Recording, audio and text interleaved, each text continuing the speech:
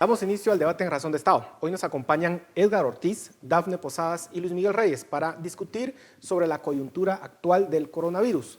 ¿Cuáles son las medidas que se están tomando para combatir esta enfermedad y cuáles son los resultados hasta el momento? Edgar, empecemos contigo. Varios países a nivel mundial están reabriendo sus economías. Están volviendo a cierta clase de normalidad.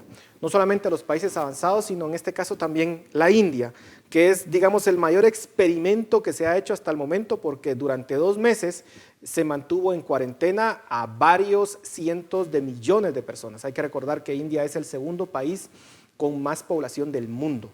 Y sin embargo, después de esos 2 meses, parece que los resultados no parecieran ser tan positivos. ¿Cuál es tu opinión al respecto? ¿Qué podemos aprender? Bueno, yo creo que hay 2 cosas a tomar en cuenta. La primera es que se ha cuestionado con bastante seriedad en las últimas semanas la efectividad de los confinamientos, de los lockdowns, como se dice en inglés, ¿no? Porque de alguna forma lo que hacen es retrasar el contagio del virus, pero no consiguen combatirlo de forma efectiva. En el caso de países pobres es aún peor, porque digamos que los países ricos tienen la capacidad suficiente para, mediante programas de ayuda del gobierno, más o menos paliar los costos que implica el lockdown. En cambio, en países pobres lo que tenemos es que la gente no puede permanecer sin trabajar porque sus ingresos son muy bajos. La India es el mejor ejemplo de que el confinamiento en países pobres no funciona y entonces la gente se ve forzada a salir a la calle de alguna forma a trabajar. Y por eso la India hoy, a pesar de tener, como tú lo decías, uno de los confinamientos más estrictos del mundo, es el 4º país con más contagios nuevos diarios. Solo hoy hubo 6.500 contagios nuevos en la India y es ya más o menos el 7º país con más contagiados en el mundo. ¿Por qué? Porque la gente sale a buscarse la vida porque no tiene dinero para comer en ese mismo día, luego vuelve a casa donde vive con 4 o 5 personas, contagia al núcleo familiar y la propagación del virus se da de igual forma. Entonces tenemos lo peor de los 2 mundos, tenemos los costos enormes que implica el confinamiento, cerca de 140 millones de desempleados en la India y al mismo tiempo no tenemos los beneficios que teóricamente debería traer el confinamiento, sino que tenemos un aumento significativo en los contagios al punto que en la India ya el 80% de camas de cuidados intensivos están ocupadas. Entonces, ¿cuál es mi conclusión? Mi conclusión es, miren, lo hemos dicho en otros programas, estas medidas tienen que ser como los trajes de sastre, ¿no? A la medida. No se puede usar la misma talla que se usa para Dinamarca, que para la India, que para Guatemala, que para Perú, porque vemos que los resultados no son iguales. Eso es como ponerle el Windows 10 a un Pentium 3. No va a correr, puedes tener el mejor software del mundo, pero si la computadora es vieja no camina. Y es exactamente lo que está pasando con los confinamientos. Y en el caso de Perú, que ya lo mencionabas, Luis Miguel, Perú pasa más o menos lo mismo. CNN sacaba un reporte en donde decía, miren qué pasó con Perú, porque fue de los países que aplicaron una cuarentena estricta, a diferencia de Brasil, que vimos que, digamos, de alguna forma no se lo tomaron en serio al inicio y hoy están pagando los resultados.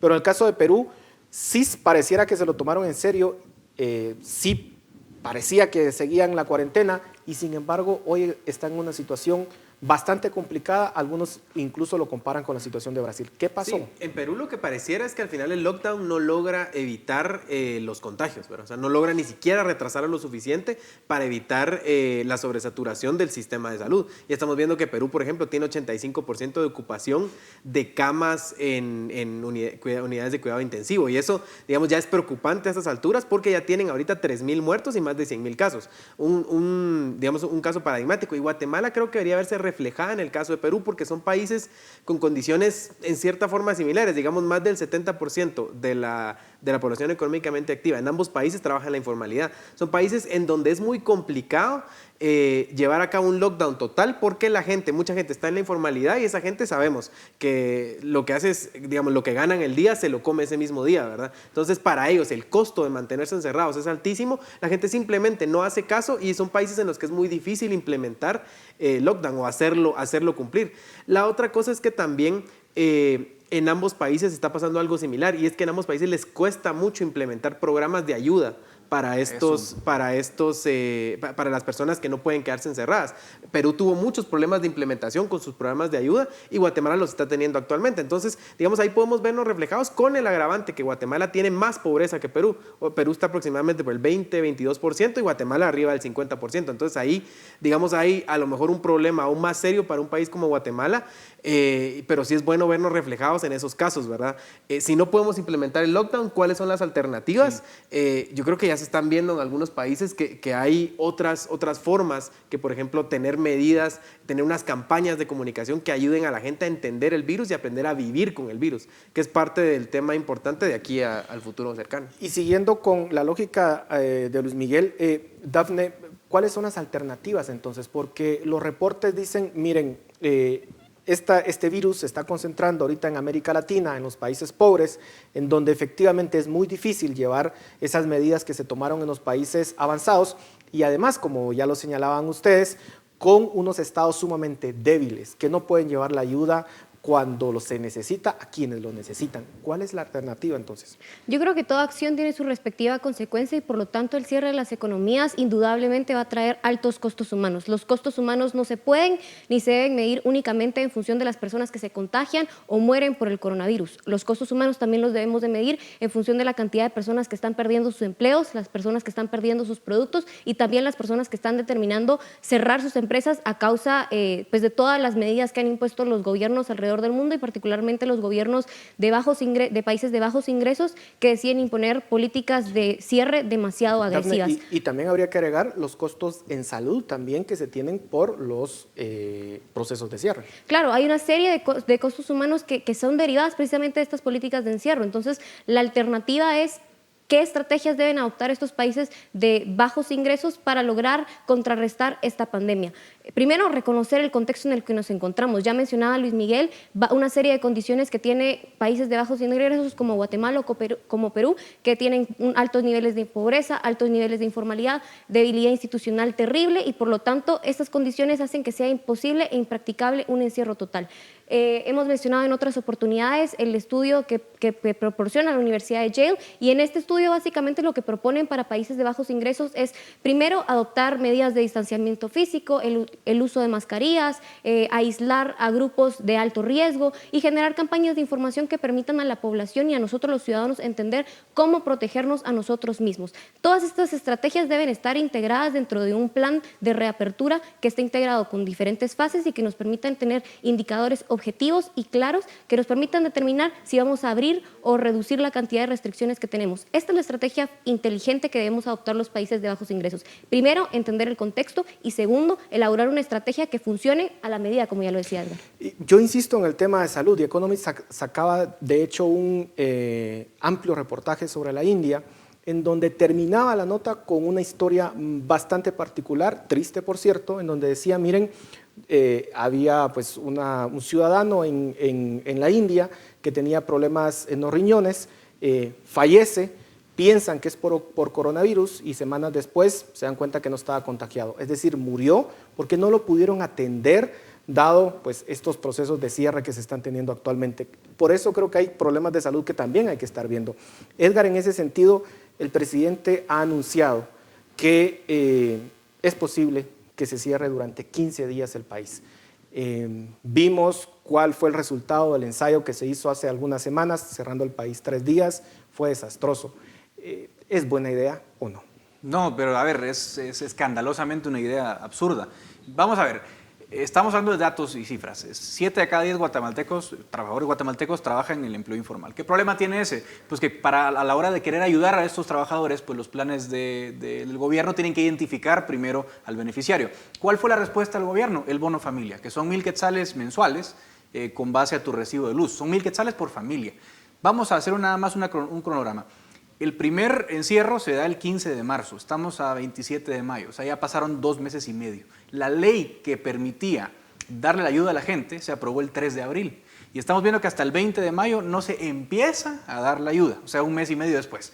Si estamos hablando que somos un país donde la mitad son pobres, no le puedo decir a la persona, mire, deje de trabajar y 2 meses después le voy a dar 1,000 quetzales. Es absurdo, es ridículo, esa persona va a tener que decir, mire, gracias por la ayuda, que a ver cuándo llega y si llega, yo tengo que salir a trabajar. Entonces yo le digo a la gente que se quede 15 días en su casa y que luego en 3 meses le voy a dar un cheque de 1,000 quetzales, la gente sencillamente se va a descontrolar. Es que es insostenible. Por eso digo, qué bonito decir confinamiento en Estados Unidos, donde el primer plan de ayuda, el primero, porque vienen otros, es el 10% del PIB de Estados Unidos, que es el equivalente, para que se hagan una idea, a lo que Guatemala produce en 35 años. Entonces, de un plumazo te dan un plan del 10% de la economía, le das un cheque a todos los desempleados, porque además hay un programa preexistente que el gobierno tiene. Entonces solamente lo que hace es ampliar el bolsón de ayuda. Pero en Guatemala no. Y el otro programa que tenemos, que trata de proteger a los empleos formales, ha sido también un fracaso en cierto sentido. Se planeaba ayudar a 300,000 trabajadores y no van ni 100,000. Entonces, si nos damos cuenta que el gobierno es incapaz de compensar la pérdida por el confinamiento, no le podemos pedir a la gente que se quede 15 días en su casa. El riesgo que va a tener el presidente, y ya tuvo una probadita, es la rebelión. La gente que no encuentra medios de subsistencia le va a decir, mire señor, su confinamiento aquí ya se le va a ver complicado porque puede incluso haber un levantamiento y un incumplimiento de las normas ya por una cuestión humanitaria, ¿no? Y ahí los gobiernos se ponen en una disyuntiva bien complicada, porque al final de cuentas, ¿qué les queda? Más que hacer cumplir la ley y cómo hacerla cumplir, porque ese es el tema. Van a criminalizar a toda esta gente que lo que está es saliendo a buscar su sustento, que ese es el riesgo también. Claro. Digamos, empiezan a haber mayor vigilancia, mayor intervención policial, se vuelve un problema serio y puede haber un estallido social. Entonces, digamos, ahí lo que le conviene al gobierno más bien es aceptar la realidad. Hay que ser pragmáticos en este sentido. Y si no se puede hacer un cierre porque es imposible implementarlo, es imposible que la gente pueda quedarse en su casa encerrada, el gobierno no tiene capacidad de responder a las necesidades de esta gente, lo mejor es tratar de aplacar el tema de otra forma. Y hay otras estrategias, digamos, ya estamos viendo, creo que el caso de Costa Rica es paradigmático, cierto, tienen un sistema de salud mucho más desarrollado que el nuestro y eso los pone en una situación de ventaja frente a este caso, pero sí hay algunos ejemplos de cosas que se pueden hacer, como por ejemplo el seguimiento especializado de los casos, antes de que se salgan de control, ¿verdad? Porque también Guatemala ya está llegando a ese punto en el que también los casos ya se pueden empezar a salir de control y podemos tener, digamos, el caso peruano, pero si siguiéramos, por ejemplo, el ejemplo en ese sentido, de no dejar a la gente totalmente encerrada, pero hacer un seguimiento más cercano, hacer más pruebas, que es algo que, digamos, en lo que el gobierno de Guatemala sí está tratando de avanzar, pero todavía hay muchas dudas respecto a los datos, Sí. la apertura de los datos, la calidad de esos datos que se están dando, y hay quejas, por ejemplo, en la gente que está en el Parque de la Industria, de cómo hacen las pruebas, de cómo les dan los resultados. Entonces, digamos, si el gobierno lograra mejorar un poco en la gestión de los temas de la crisis, a lo mejor podríamos tener mejores resultados que un cierre total de 15 días que al final nos podría dejar totalmente en la calle. Sí, pero fíjense otra cosa, no estamos dando algo muy importante. El gobierno tiene que ir a pedir, o sea, el Ejecutivo tiene que ir a pedirle al Congreso la prórroga del estado de calamidad. Eso se vence el 4 de junio, 5 de junio. Ya lo prorrogaron y tienen que ir a pedirle al Congreso que se explique. Se nos olvida una cosa, son estados de excepción, no de normalidad. Y entonces aquí hay una cuestión incluso de derechos humanos. Ustedes están limitando los derechos de la gente. Y en los lineamientos de derechos humanos te dirían, ok, usted puede limitar los derechos de la gente de una forma proporcional.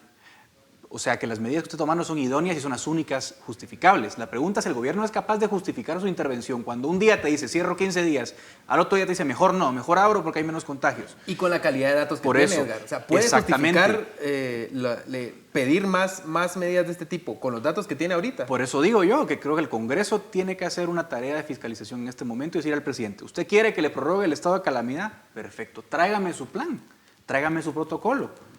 ¿Cuáles son los parámetros para cerrar o para abrir? Porque lo que estamos viendo es que en una conferencia de prensa te dicen, mire, si se ponen mal, le cierro el país 2 semanas y así no se puede, incluso por un tema de seguridad jurídica, un tema de derechos humanos, un tema de proporcionalidad de las medidas. No le podemos permitir a un gobierno que simplemente limite los derechos porque entra en pánico, porque ve muchos contagios. Tiene que haber unos lineamientos específicos para que la gente sepa que si pasan ciertas cosas, bueno, se puede justificar alguna medida extrema, pero no estar jugando un poco al gato y al ratón como estamos ahora. Dafne, Plaza Pública sacaba un artículo en donde decía que las personas en la terminal le temían básicamente más a las medidas que iba a tomar el gobierno que al mismo coronavirus. Y eso lo vimos semanas atrás cuando muchas personas, de hecho, salieron a las calles a manifestar diciendo yo quiero vender mi producto, yo quiero salir a trabajar. ¿Cuál es la perspectiva de un posible estallido social en Guatemala? Yo creo que ya Edgar lo mencionaba, Luis Miguel también lo mencionaba, que ya se ven estos síntomas de descontento social respecto a las medidas que está decidiendo implementar el gobierno. Los seres humanos actuamos para satisfacer nuestras necesidades y no es una novedad que el gobierno ha sido incapaz por muchísimo tiempo de garantizar una serie de condiciones como el Estado de Derecho que nos permitan a nosotros los individuos operar de manera libre, segura y que nos permitan efectivamente alcanzar nuestros fines. El Estado de Guatemala ha fallado históricamente en esto y ahora en esta crisis creo que se agrava ese sentimiento de que el Estado es incapaz de responder a las necesidades de la población. Si tú le dices, como ya decía Edgar, si tú le dices a la gente que se quede en su casa y que vas a responder de manera eficiente, pues es una farsa porque no lo han hecho de manera histórica y mucho menos lo van a hacer en un periodo de crisis como el nuestro. Entonces, básicamente lo que tienes es un grupo de ciudadanos que ven amenazados sus medios de subsistencia, sus medios de su trabajo y algo que le ha costado su esfuerzo. Entonces, si tú le eliminas a estos seres humanos, a los ciudadanos, esta capacidad de actuar y satisfacer sus necesidades en el corto plazo, indudablemente va a haber una serie de respuestas que podrían tornarse agresivas y violentas, sobre todo ante un gobierno que parece no solo no tener una estrategia clara, sino que está proporcionando mensajes desordenados y que al final de cuentas van a hacer que ese malestar en la población siga incrementándose. Yo creo que el gobierno sí necesita ser muy estratégico, sí necesita pues darnos esta hoja de ruta que tenga objetivos bien claros, bien segmentados y que nos permita identificar cuándo se va a ir implementando pues medidas de restricción más agresivas o medidas que vayan permitiendo a operar de manera más o menos normal. Esto es importante. Y es contraproducente en todo sentido, por lo que decía Dafne también. Digamos, no solo provoca problemas para la persona que está trabajando, que quiere salir a trabajar o que tiene necesidad de salir a trabajar, sino que también el consumidor, lo que vimos es que cuando avisan estas medidas de cierre demasiado drásticas, lo que hace es aglomerarse en los lugares de compra. ¿Sí? Hay apuñuscamiento en los lugares de compra, en los mercados, en las tiendas, en los supermercados, en todo lado. Entonces, esto lo que se vuelve son focos de contagio más peligrosos.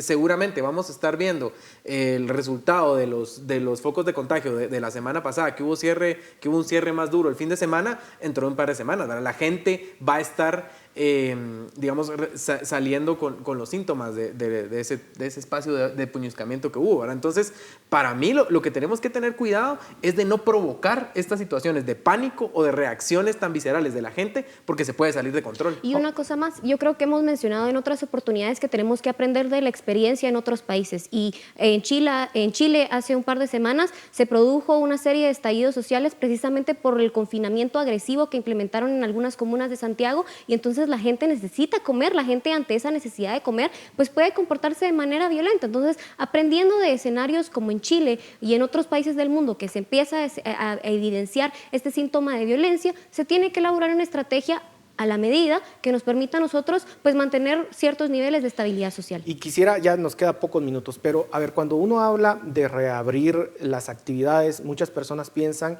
que se está proponiendo que se regrese a cómo funcionaban las cosas hace 2 meses. Eso no es el caso. No podríamos regresar a eso. Edgar, nos quedan 30 segundos. No, pero está clarísimo. En todo el mundo lo que se hace son salidas graduales, ¿no? Y lo que hay que evitar son los lugares o las actividades donde obviamente hay mucho contagio. Por ejemplo, los estadios. No vamos a abrir el fútbol y la gente abrazada en los estadios. 2, las iglesias. No se pueden abrir todavía, lamentablemente. Lo sé que hay mucha devoción en este país, pero no se puede porque la cercanía es muy grande. Entonces, obviamente hay que ir abriendo poco a poco, con medidas, con cuidado, y empezar a así mantener la restricción a actividades que son notoriamente focos de contagio o focos de supercontagio. Es una cuestión de adaptarnos a la nueva normalidad, de las nuevas reglas, de tener cuidados y sobre todo, y algo muy importante, responsabilidad individual. No puede pasar lo que vimos en Estados Unidos, en Ozarks, en Missouri, que vemos una piscina llena de gente tomando y cerca, ¿no? Hay que apelar a la responsabilidad individual y decirle a la gente que se cuide, que cuide a los demás y sobre todo que cuide a sus mayores, que son los más expuestos. Dafne, conclusiones. Yo creo que es necesario empezar a exigir por parte del gobierno una estrategia clara que nos permita a nosotros identificar objetivos que nos van a permitir abrir o cerrar de cierta forma los diferentes sectores de la economía, y también obviamente entender que ante una situación como esta los ciudadanos somos los mejores aliados para el gobierno y tenemos que ser libres y responsables para enfrentar esta crisis. Yo creo que pragmatismo. El gobierno tiene que entender que no se puede mantener el país cerrado todo el día. No va a ser posible. Digamos, hay una cosa. ¿Por qué tienen cerrado Petén de la misma forma que tienen cerrada la ciudad capital si en Petén no hay un solo caso? ¿Verdad? ¿Es un tema preventivo? No sé, pero el tema es que aquí lo que hay que ver es proporcionalidad y que las medidas sean adecuadas a la realidad del país. Si el país no puede cerrarse, entonces tienen que implementarse otro tipo de medidas y hay ejemplos en muchos países. Bueno, se nos terminó el tiempo. Muchas gracias por su participación. A ustedes muchas gracias por su atención. Nos vemos la próxima semana.